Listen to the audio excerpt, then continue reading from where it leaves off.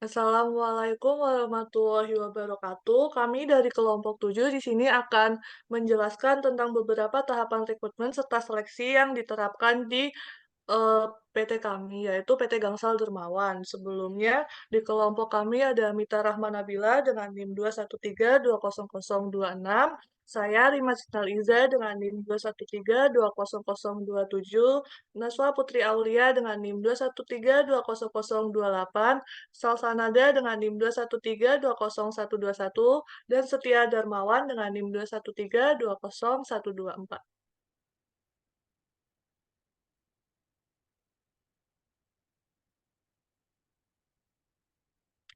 Untuk PT Gangsal Dermawan sendiri, kali ini membuka lowongan, itu ada 3 divisi. Yang pertama ada marketing, personalia, dan informasi teknologi. Untuk kualifikasi lowongan staf marketing sendiri, pendidikan minimal D3 atau S1 pada semua bidang, diutamakan sarjana ekonomi atau manajemen dengan usia minimal 25-35 tahun, memiliki kemampuan dasar-dasar ilmu pemasaran, penjualan, dan promosi, mampu merencanakan, mengadakan, dan mengatur negosiasi dengan pihak-pihak lain, serta memiliki kemampuan menganalisa kinerja pemasaran dan promosi dengan baik.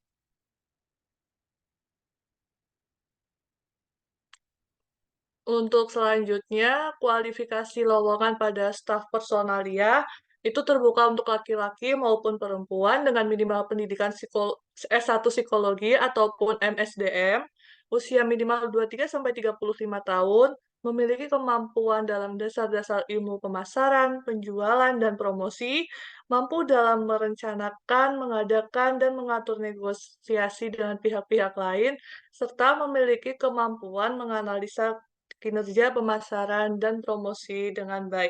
Selain itu, yang terakhir ada kualifikasi untuk lowongan staf informasi teknologi, maksimal dengan umur 30 tahun, lulusan pendidikan D1 maupun D3 S1 Informatika, dapat mengoperasikan troubleshooting komputer, router mikrotik, Linux, web programming, dan memahami tentang database, minimal memiliki pengalaman 1 tahun dalam bidang IT, serta dapat bekerja sama dalam tim, komunikatif, aktif, dan mampu bekerja sama. Baik, selanjutnya kami akan menjelaskan mengenai tahapan-tahapan proses seleksi dan rekrutmen pada PT Gangsal Darmawan. Yang pertama ada tahapan 1, yaitu pengumuman lowongan pekerjaan. Informasi lowongan pekerjaan PT Gangsal Darmawan dibagikan melalui beberapa platform media sosial diantaranya seperti Instagram, Twitter, website, LinkedIn, dan TikTok yang memuat informasi mengenai divisi apa saja yang dibutuhkan, kualifikasi karyawan, dan timeline proses rekrutmen dan seleksi. Lalu pada tahap kedua, ada pengumpulan dan seleksi berkas.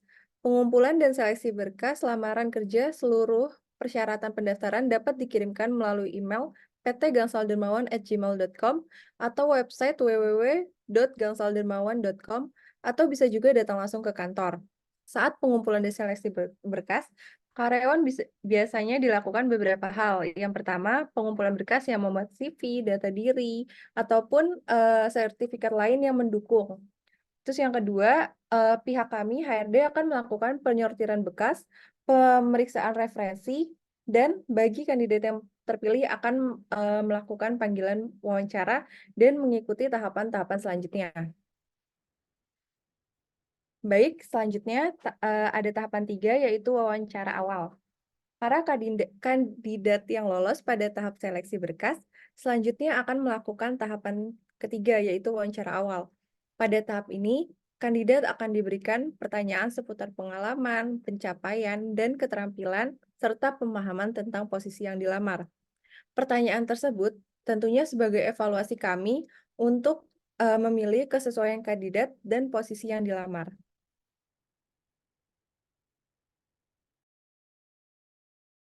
Selanjutnya ada tahap 4, uji kompetensi calon karyawan pada divisi marketing. Yang pertama ada tes kemampuan menulis. Kemampuan menulis sangat penting dalam bidang pemasaran.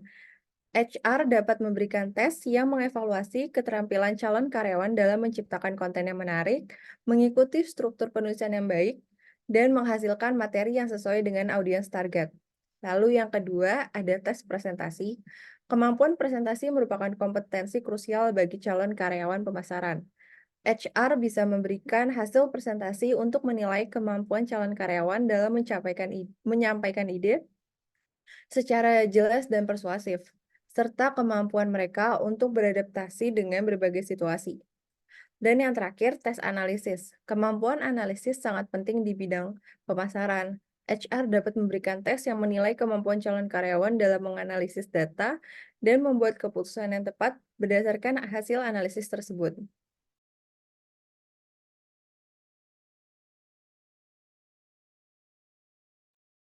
Selanjutnya ada uji kompetensi calon karyawan pada divisi teknologi informasi atau IT. Di sini terdapat tes pemrograman. Jadi kemampuan pemrograman sangat penting di bidang teknologi informasi.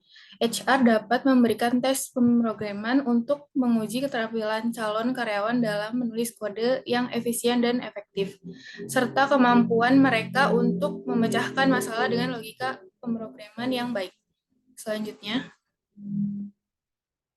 uji kompetensi calon karyawan pada divisi personalia. Yang pertama ada tes kemampuan administratif. Tes kemampuan administratif ini sangat penting dalam divisi personalia. HR dapat memberikan tes yang mengevaluasi keterampilan calon karyawan dalam mengelola tugas-tugas administratif seperti pengarsipan, pengelolaan dokumen, dan pengaturan jadwal. Dan yang kedua ada tes kemampuan komunikasi. Kemampuan komunikasi sangat krusial dalam bidang personalia. HR dapat memberikan tes yang menilai keterampilan calon karyawan dalam berkomunikasi secara efektif, baik secara lisan maupun tertulis. Tes ini bisa mencakup skenario pelayanan karyawan, penulisan memo, atau penyusunan laporan.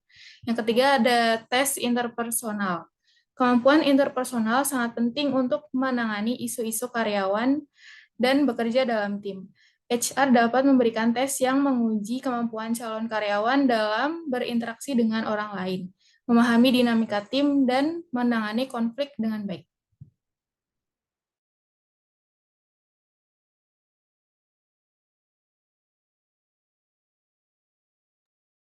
Selanjutnya ada tahap 5, wawancara lanjutan dengan manajer atau tim yang relevan. Pertama ada penilaian keterampilan, yaitu memperdalam penilaian terhadap keterampilan dan pengalaman yang dimiliki oleh calon karyawan untuk memastikan kesesuaian dengan kebutuhan posisi yang ditawarkan. Kedua ada diskusi tentang posisi. Mendiskusikan posisi secara lebih rinci termasuk tanggung jawab, tugas, dan tujuannya. Menanyakan pertanyaan tentang pengalaman calon karyawan yang relevan dengan posisi tersebut. Ketiga, ada kepribadian dan kecocokan budaya. Menilai kecocokan kepribadian, nilai-nilai, dan budaya perusahaan dengan calon karyawan untuk memastikan mereka akan berintegrasi dengan baik dalam tim dan lingkungan kerja. 4, ada peran dan tanggung jawab. Membahas lebih dalam tentang peran dan tanggung jawab yang akan diemban oleh calon karyawan, serta mendiskusikan harapan yang jelas terkait dengan kinerja dan kontribusi mereka. Kelima, ada proyek atau studi kasus. Memberikan proyek atau studi kasus kepada calon karyawan untuk dipecahkan atau dianalisis sebagai bagian dari proses seleksi lanjutan, yang dapat memberikan wawasan lebih mendalam tentang kemampuan mereka dalam situasi kerja nyata. 6, ada diskusi gaji dan tunjangan, yaitu membahas lebih lanjut tentang paket kompensasi yang ditawarkan kepada calon karyawan, termasuk gaji, tunjangan, dan manfaat lainnya, serta membuka ruang untuk negosiasi jika diperlukan. Selanjutnya,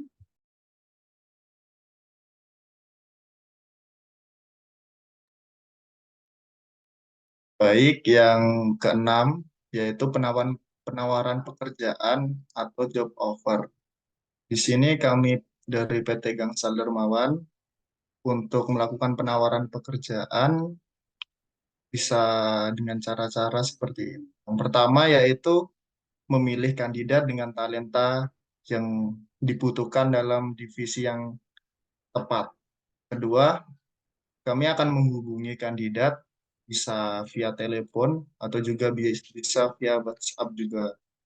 Terus yang ketiga, Kami akan melakukan pendekatan secara personal untuk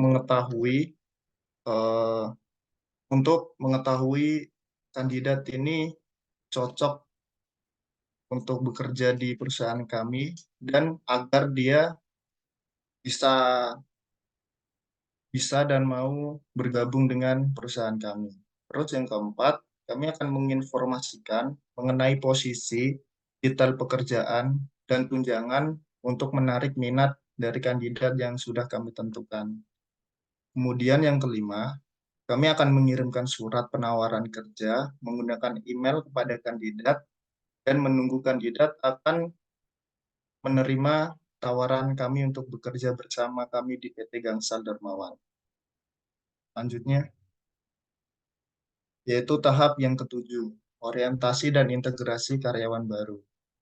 Pada tahap ini, merupakan proses adaptasi, kenalan, dan pemahaman perusahaan bagi karyawan baru.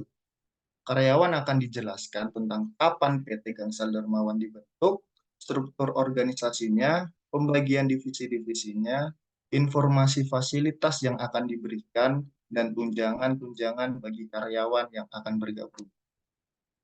Tuh.